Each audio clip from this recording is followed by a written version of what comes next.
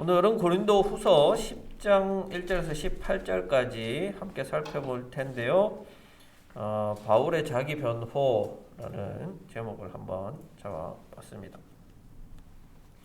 자, 이제 오늘 우리가 함께 한 4주 동안 살펴본 이 10장부터 13장까지는 바울이 다시 이제 자기에게 향하는 고린도 교회 적대자들의 공격에 대해서 변호를 하는 내용입니다. 자, 우리가 앞서서 이야기했듯이 이 10장에서 13장은 우리 고린도후서 1장 1에서 7장에 앞서서 보낸 편지가 아닌가라고 한번 생각해 봤죠. 오투가 굉장히 이 전반부와 다룹니다. 어떻게 다루냐면 굉장히 단호하고 또 한편으로는 이 적극적입니다. 강경해요. 이런 바울의 이 적극적이고 강경한 이런 태도가 아마도 고린도 교회의 회개를 가져오지 않았나라고 생각을 해봅니다. 고린도전서에서는 굉장히 어투가 유했어요. 권면하고. 그런데 이제 고린도 교회 상황이 나아지지 않았고, 좀 강한 어투의 편지를 보냈고, 이게 아마 고린도 교회의 회개를 가져오는 그런 역할을 했을 것으로 보입니다. 자, 10장에서는 주로 이 대적자들이 바울을 비난했던 내용이 이 두 가지고 그 두 가지에 대한 이 변론하는 내용입니다. 하나는 1절에서 나오듯이 바울은 얼굴로 대할 때는 약하다. 편지는 센데 얼굴로 대할 때는 약하다 하는 이 비난에 대해서 전반부에서 변호하고요. 또 하나는 바울은 자기 자신에 대한 그 자랑이 너무 심하다. 바울은 자기를 자랑하는 사람이다. 그래서 이 부분에 대해서는 이제 후반부에서 우리 다루게 됩니다. 자, 먼저 우리 전반부. 바울은 대면에서는 약하다. 1절에서 11절까지 내용을 먼저 한번 봅시다. 자, 1절. 나 바울은 그리스도의 온유하심과 관대하심을 힘입어서 여러분을 권면합니다. 내가 얼굴을 마주 대하고 있을 때에는 여러분에게 유순하나 떠나 있을 때에는 여러분에게 강경하다고들 합니다. 자, 바울이 어떻게 이 첫 문장을 시작하냐면 나 바울은 이렇게 시작하는데요. 이 시작은 굉장히 생소한 시작이에요. 생소한 문장이에요. 앞서서는 다 이제 우리는 혹은 여러분은 이렇게 시작하지만 여기서는 나 바울은 이렇게 시작함으로 인해서 바울이 굉장히 그 강한 확신을 가지고 지금 말하고 있다. 강한 오토로 말하고 있다라는 것을 이 첫 단어부터 잘 드러납니다. 바울이 이렇게 시작했음에도 불구하고 사실 그 뒤에 나오는 단어들은 굉장히 강한 단어들이 아니고 유순한 단어예요. 온유하다, 관대하다 이렇게 말하고 또 권면한다 이렇게 이야기를 합니다. 자, 권면한다는 거는 명령으로 하는 게 아니라는 거죠. 간청하는 거예요. 자, 그러면 바울이 이렇게 유순한 대답을 하는 것은 무엇 때문인가? 자, 적대자들이 바울을 공격할 때 이렇게 말했다는 거예요. 얼굴을 마주대하면 유순한데 떠나 있으면 강경하다. 자, 여기서 유순하다는 거는 타페이노스라는 헬라어인데요. 이거는 무기력하다는 거예요. 무기력하다. 나약하다. 이 단어의 반대말이 다르레인인데요. 이거는 무례하다. 오만하다. 자, 그래서 얼굴을 마주대하면 바울은 무기력하고 나약하다. 그런데 떠나 있으면 어때요? 오만하다. 무례하다. 만나면 비굴하고 떠나면 오만하고. 이게 이 적대자가 바울에 대해서 내리는 평가라는 거예요. 여기에 대해서 이제 바울이 변론을 합니다. 2절. 내가 여러분에게 청하는 것은 내가 가서 여러분을 대할 때에 강경하게 대해야 할 일이 없게 해달라는 것입니다. 그러나 우리가 육정을 따라서 처신한다고 여기는 사람들에게는 나는 확신을 가지고 담대하게 대하려고 생각합니다. 자, 바울이 고린도를 방문했을 때 너희들이 말하는 것처럼 내가 강경하게 대하지 않도록 대적자들한테 동조하지 마십시오라고 이야기하는 거죠. 바울의 대적자들은 바울을 향해서 이렇게 이야기해요. 바울은 육정을 따라서 행동한다. 이건 무슨 의미냐면요, 육체의 지배를 받는 사람이다 라는 거예요.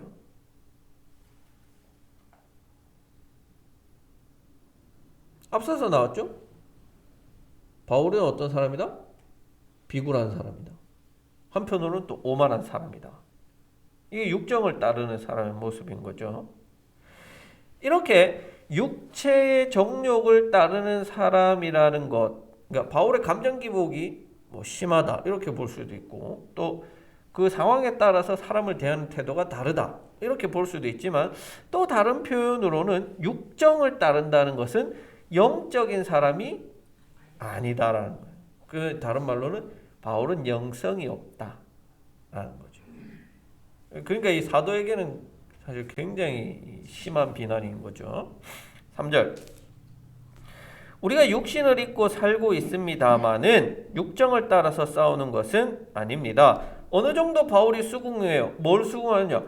나는 육체 속에서 사는 사람인 거는 맞아. 우리 사역자들도 육신을 입고 사는 건 맞아. 그런데 그렇다고 해서 우리가 감정이나 인간적 욕구에 따라서 살아가는 것은 아니야. 왜? 자, 4절. 싸움에 쓰는 우리의 무기는 육체의 무기가 아니라 하나님 앞에서 견고한 요새라도 무너뜨리는 강력한 무기입니다. 자, 바울의 사역할 때 이런 바울이 사용하는 무기는 육체적인 것을 따라 쓰는 무기가 아니라는 거예요. 그러니까 자신이 육정을 따라서 사역하는 게 아니라는 겁니다. 자, 바울은 지금 자신의 사역을 마치 전쟁에 비유하고 있는 거예요. 전쟁에. 많은 대적들로부터 지금 계속 공격받고 있고, 또 바울 스스로도 이단적인 것에 대해서 공격하기도 하고, 또 바울이 계속 어려운 상황에 처하기도 하는 거예요. 그래서 지금 바울은 이 상황을 마치 전쟁에 비유하고 있어요. 그런데 이렇게 전쟁을 할 때 바울이 적들을 대할 때 사용하는 무기는 총과 칼이 아니라는 거예요. 육정을 따르는 무기가 아니라는 거예요. 그러면 바울이 쓰는 무기는 뭐냐?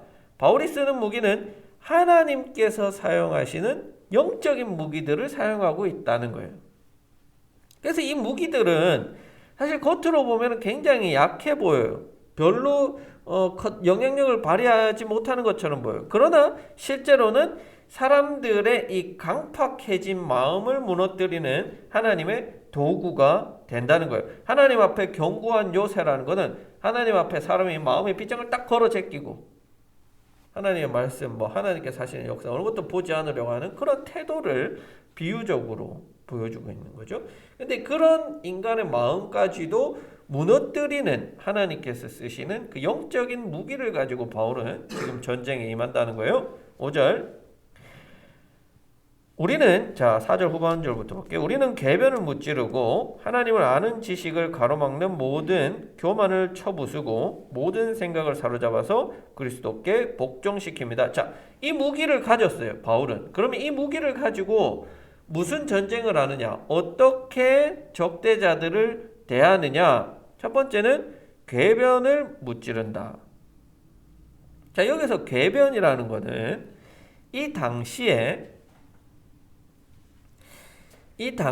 그리스 로마 사상에서 굉장히 흥했던 소피스트들의 이 엉터리 수사학을 가리킨다라고 할 수 있어요. 그러니까 이 수사학적, 그러니까 말빨. 어떤 이 논리나 근거의 바탕에서 이렇게 잘 정교화된 이런 말을 하는 게 아니라 그냥 이렇게 사람들을 현란한 말솜씨로 유혹시키는 거.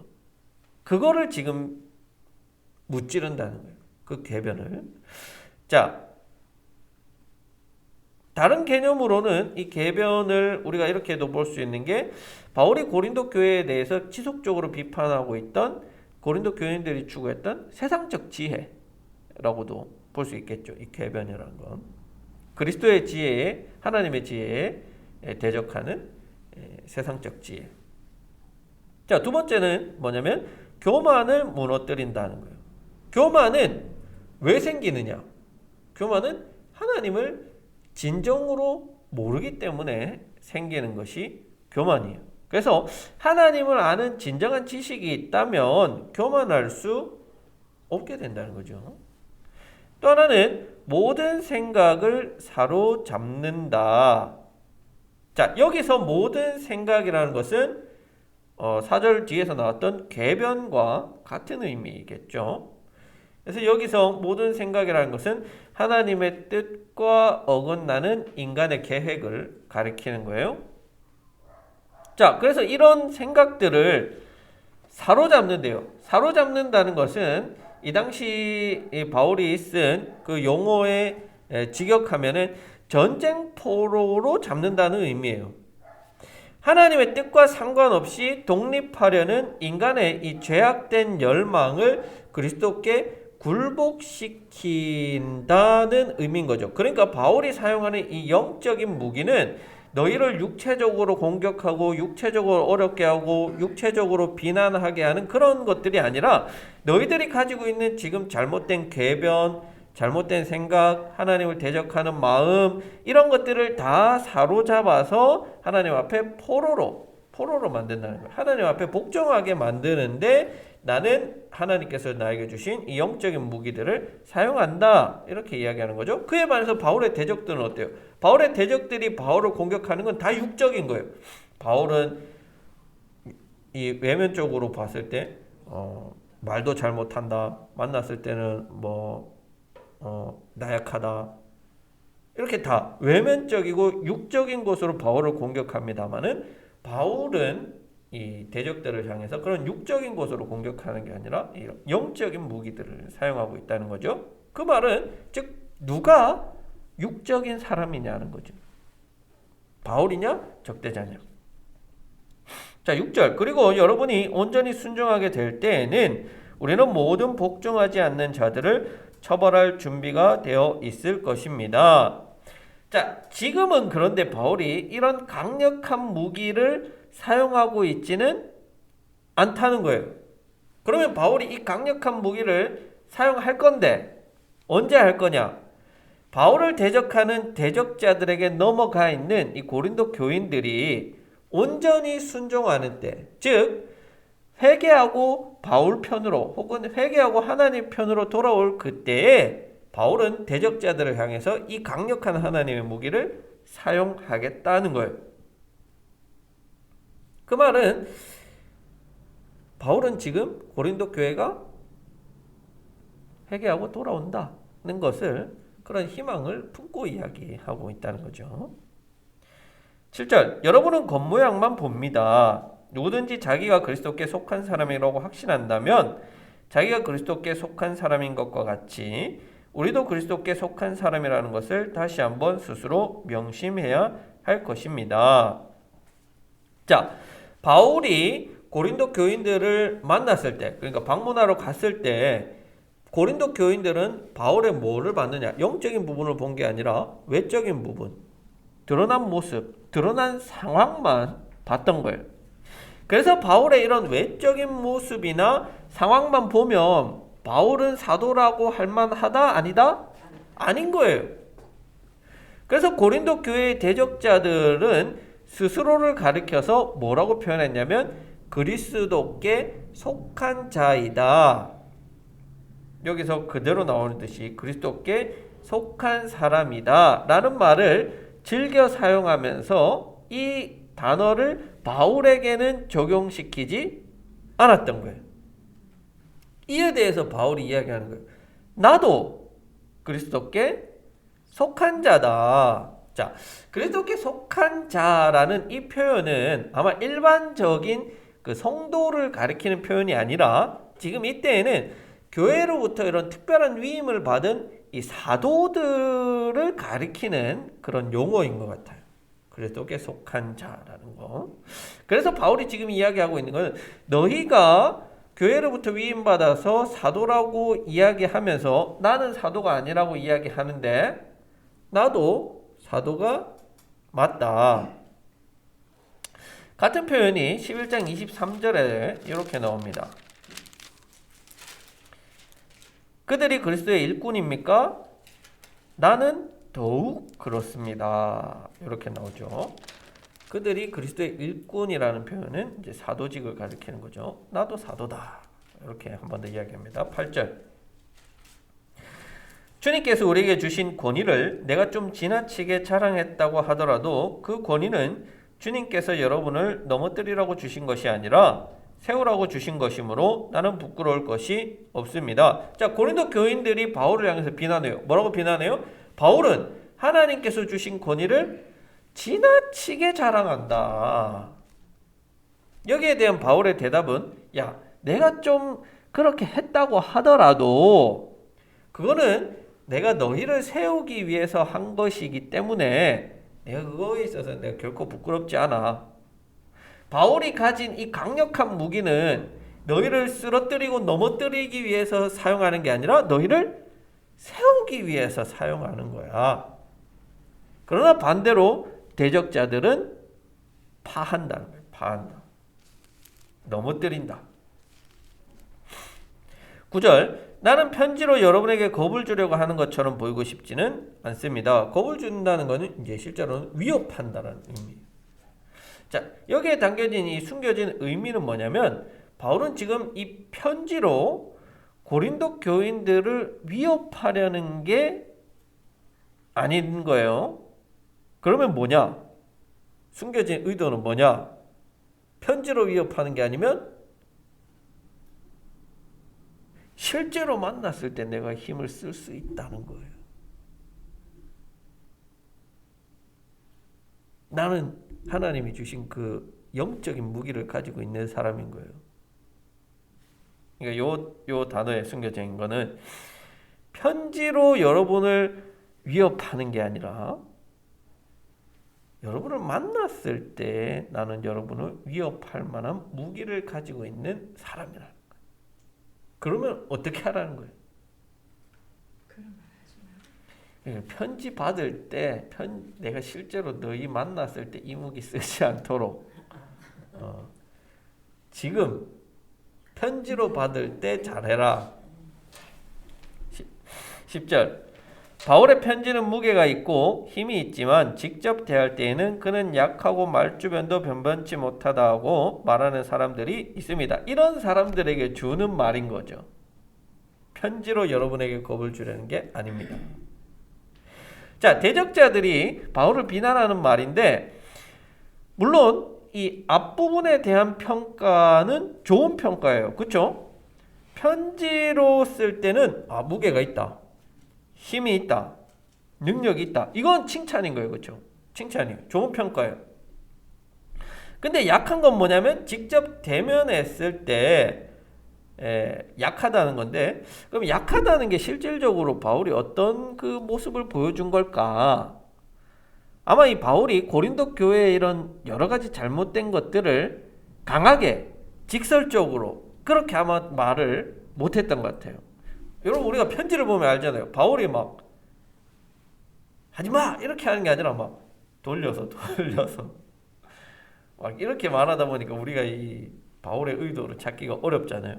아마 그런 것 같아요. 강하게 직설적으로 말해야 되는데 그렇게 하지 않고 권면한다.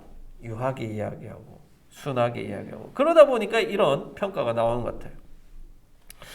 말주변도 변변치 못한다. 이거는 앞에서 나왔듯이 이 수사학적인 기교가 없다는 말이에요.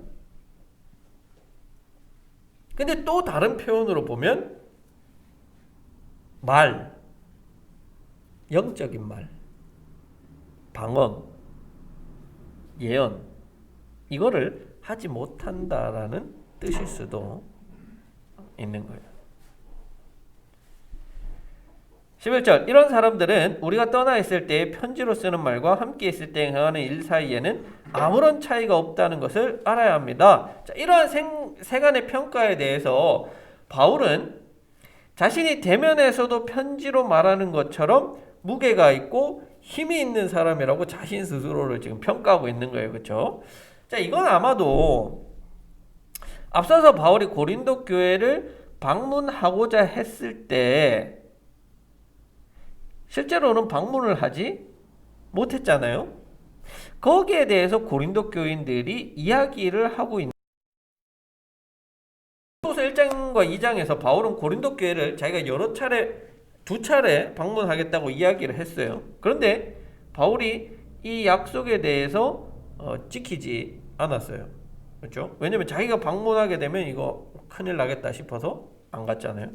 여기에 대해서 고린도 교인들이 바울은 되게 그 태도가 우유부단하다. 온다고 해놓고 왜 안 오냐? 또 하나 약속해놓고 왜 약속 안 지키냐? 그래서 바울은 이런 태도 때문에 우리 고린도 교회 앞으로 계속 못 온다. 제가 편지로는 저렇게 시게 말할 줄 알지 뭐 만나서는 비굴한데 우리 교회 오겠나? 이렇게 자신만만한 이런 태도를 가지고 지금 바울을 비난하는 것 같은데 바울은 앞에서 분명히 가지 않았던 이유에 대해서 설명했고 또 나아가서도 실제로 만약에 나아간다면 내가 너희 대적자들 꼼짝 못하게 할 무기를 가지고 있어라고 분명하게 이야기를 하고 있는 거죠.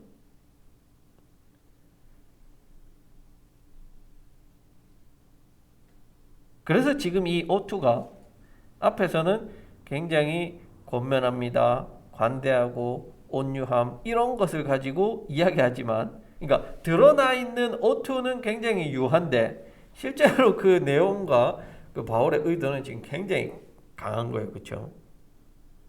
자, 두 번째 단락은 바울은 자기를 내세우고 자랑한다 하는 이 비난에 대해서 대답을 하고 있어요. 자, 그런데 여기서 이 대적자들을 이 바울을 비난하는 내용을 우리가 이렇게 상반되게 한번 생각해 볼 수가 있어요. 뭐냐면 자, 앞에 절과 앞부분과 지금 연결되는 내용으로 보면 실제로 바울이 고린도 교인들을 만났을 때 막 자기를 자랑하고 드러내고 막 그랬을까요? 그건 아닌 것 같아요. 그렇죠? 실제로 바울 대면에서는 뭐 말도 못하고 뭐 비굴하고 뭐 그런다. 그렇게 보면은 아마 이 바울이 좀 이런 소심한 태도, 약해서 스스로를 이렇게 막 나 사도다, 지도자다 이렇게 내세우지 않았던 것 같아요. 그러니까 앞에 이 절들과의 연결성에서 보면 근데 이 12절에서 18절까지의 드러나 있는 내용은 뭐냐면 너무 자랑한다는 것을 지금 비난하고 있어요. 지나치게 자천한다는 거예요. 스스로를 이렇게 드러낸다는 거예요.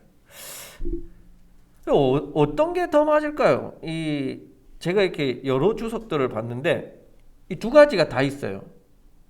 WBC라는 아주 유명한 주석에서는 제가 앞에 드렸던 말씀, 바울이 자랑하지 못했다.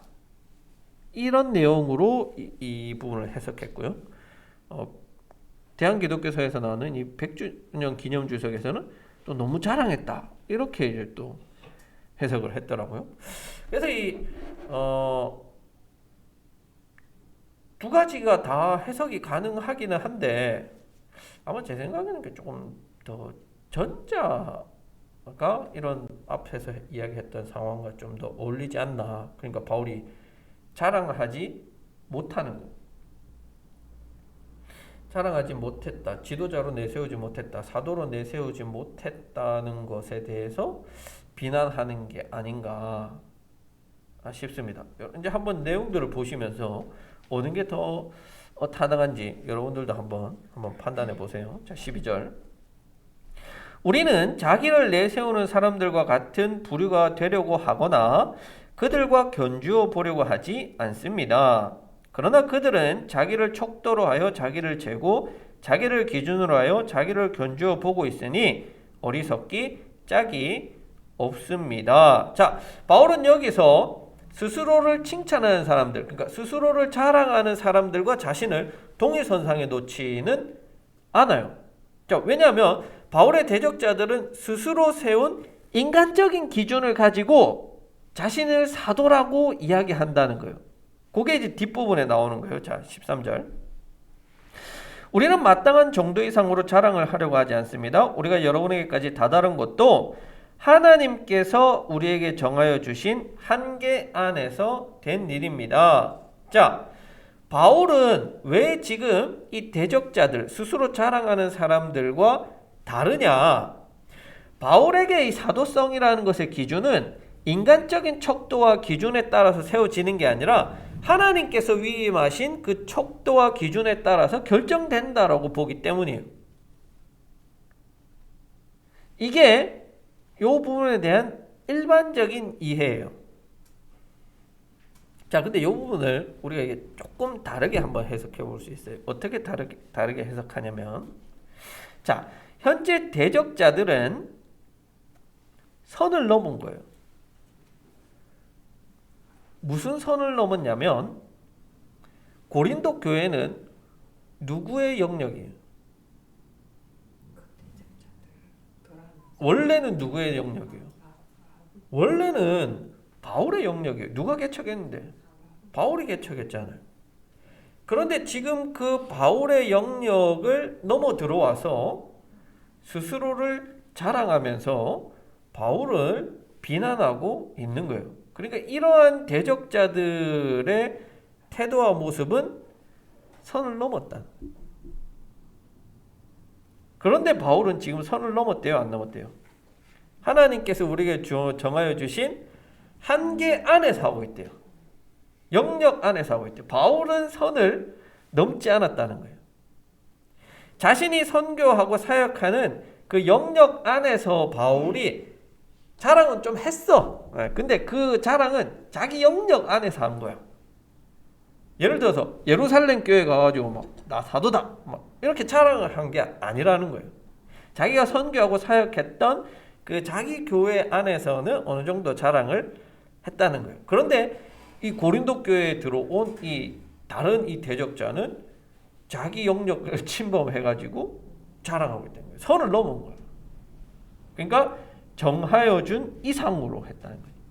그래서 요걸 정하여 준 이상이라는 거를 이제 두 가지로 해석해 볼 수가 있는 거죠. 한 가지는 이제 그러니까 너무 자랑하는 거. 그리고 또 다른 한 가지는 이제 이런 선교의 영역을 넘어서는 거를 우리가 한번 생각해 볼 수가 있는 것 같아요. 그러니까 이 당시는 사실 이런 여러 선교 단체나 사실 선교 단체죠. 뭐 바울도 안디옥 교회에서 파송한 선교사예요. 그러니까 안디옥 교회 소속된 선교사인 거예요. 그러니까 이렇게 여러 선교 교회 선교하는 교회들, 뭐 선교하는 단체들이 있었던 거예요. 그래서 이 단체들이 서로가 서로의 영역을 어느 정도 인정해 주면서 뭐 고린도는 뭐 바울, 뭐 어디는 또 어디, 또 예루살렘 교회는 예루살렘, 이런 식으로 이렇게 어느 정도 영역이 정해져 있었던 것 같은데 이 영역을 이 대적자들이 침범해서 들어온 상황이 아닌가라고 이걸 통해서 한번 우리가 추측해 볼 수도 있습니다. 가능하죠? 자, 14절. 그러므로 우리는 여러분에게로 가지 못할 사람이 아닙니다. 그 말인 거예요. 이제 이해가 되시죠, 이게? 우리가 여러분에게까지 가서 그리스도의 복음을 전한 것은 한계를 벗어나서 행동하는 게 아닙니다. 이 구절 다 이해되시죠, 이제? 왜 이런 말이 나오냐? 하나님께서 바울을 누구의 사도로 불렀느냐?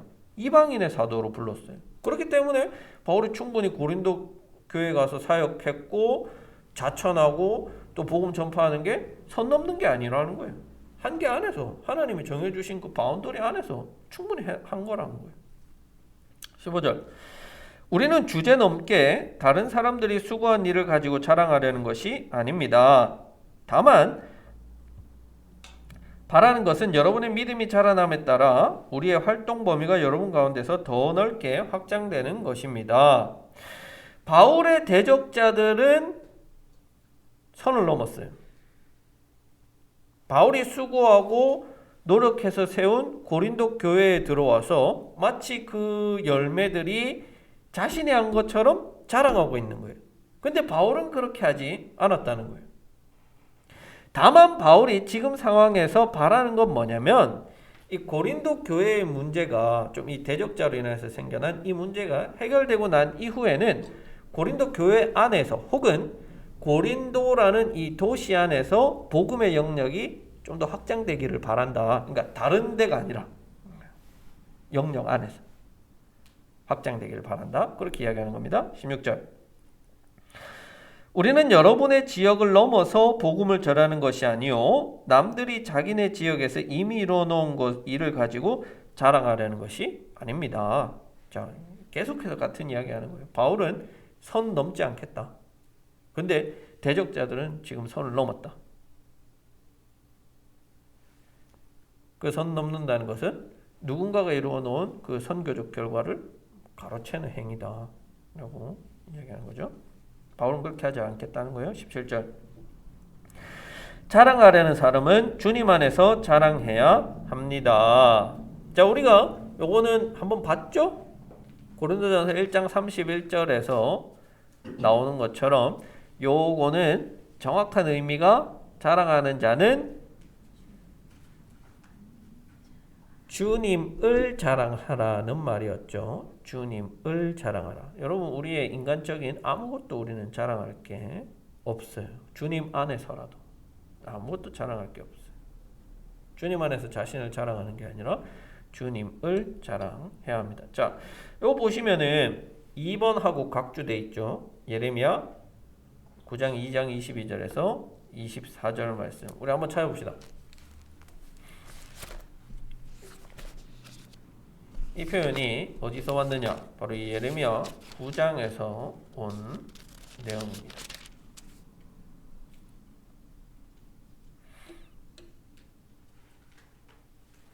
(23절) (24절) 한번 볼까요? 제가 한번 읽어볼게요. 나 주가 말한다. 지혜 있는 사람은 자기의 지혜를 자랑하지 말아라. 자기 자랑하지 말래요. 자, 용사는 자기의 힘을 자랑하지 말아라. 부자는 자기의 재산을 자랑하지 말아라. 오직 자랑하고 싶은 사람은 이거를 자랑하라. 나를 아는 것과 나 주가 긍휼과 공평과 공의를 세상에 실현하는 하나님인 것과 내가 이런 일을 하기를 좋아한다는 것을 깨달아 알만한 지혜를 가지게 되었음을 자랑하여라. 나 주의 말이다. 이제 뭐를 자랑해야 되는지가 분명해졌죠. 하나님을 아는 것, 또 그런 하나님이라는 것, 그것을 자랑하라는 말인 거죠. 우리에게서 난 것은 도무지 우리가 자랑할 것이 아무것도 없습니다. 18절. 참으로 인정을 받는 사람은 스스로 자기를 내세우는 사람이 아니라 주님께서 내세워 주시는 사람입니다. 이게 핵심인 거죠. 자, 스스로를 자처내요. 스스로를 자랑해요. 스스로를 드러내요. 그런데 결국에 누구에게 인정받는 게 중요하냐? 하나님께 인정함을 받는 사람은 당연히 누구의 기준을 따라야 돼요? 하나님의 기준을 따라야 한다는 거예요. 바울의 사도됨은 스스로의 그런 인간적인 기준에 의해서 사도라고 자천하는 게 아니라 자랑하는 게 아니라 하나님께서 부여해 주신 그 임무를 따르는 것으로서 자신의 그 사도성이 인정된다는 거예요. 그러면 대적자들의 사도성은 뭐예요? 대적자들 너희들은 하나님이 무슨 임무 줬는데, 하나님 앞에 너희가 무슨 기준을 가졌는데, 자격을 가졌는데 라고 바울의 자신의 사도성을 지금 확증하고 적대자들의 사도성에 대해서 의문을 공격하는 거예요. 그래서 이 10장은 이렇게 바울이 자신의 사도성 그리고 또 자신이 개척한 그 교회 안에서의 어떤 영역, 하나님 정해주신 영역, 그리고 바울의 자신의 사도직 이런 것들에 대해서 충분히 변론하고 또 그런 것들을 비난했던 대적자들을 도리어 공격까지 하는 이런 아주 이 강경한 태도와 이 어투를 보여주고 있습니다. 자, 우리는 이제 이 10장을 보면서 제가 볼 때는 한 3가지 정도 함께 한번 생각해보고 나눌 만한 것들을 이야기해보고 싶은데요. 첫 번째는 여기서 이제 중요한 개념 중 하나가 이제 선을 넘은 거죠. 그렇죠? 선을 넘어서는 안 된다. 그래서 이 선을 넘는다는 것, 오늘날 선을 넘는 것은 뭘까? 교인 빼오기. 뭐 이렇게 한번 이야기해 볼 수 있지 않겠어요? 남이 이루어 놓은, 타인이 이루어 놓은 그 목회의 결과물을 빼오는 거. 이거는 이제 선 넘는 거다. 그렇게 생각을 해볼 수가 있습니다. 뭐 물론 피차 뭐 어쩔 수 없는 그런 상황 속에서 뭐 우리 교회로 온다든지 뭐 다른 교회로 간다든지 이런 일들은 있을 수 있지만 의도적으로 우리가 가까이 있는 저 큰 교회 분란을 만들어 가지고 우리 교회로 빼오자 이런 태도는 우리가 지양해야 되지 않겠나. 새로운 잃어버린 어린 양들을 찾아 나서는 그런 모습이 우리 가운데 있어야 되지 않겠나 싶습니다. 자, 두 번째는 우리는 그 평가와 기준에 대해서 굉장히 신경을 써야 된다는 거예요. 그런데 이 평가는 사람의 평가 말고 하나님의 평가에 대해서 우리가 신경 써야 된다. 사람들이 우리 북삼초대교회를 뭐 어떻게 평가할지는 모르겠고 뭐 궁금하지도 않습니다. 많은 하나님이 과연 우리 교회를 봤을 때는 뭐라고 평가하실까?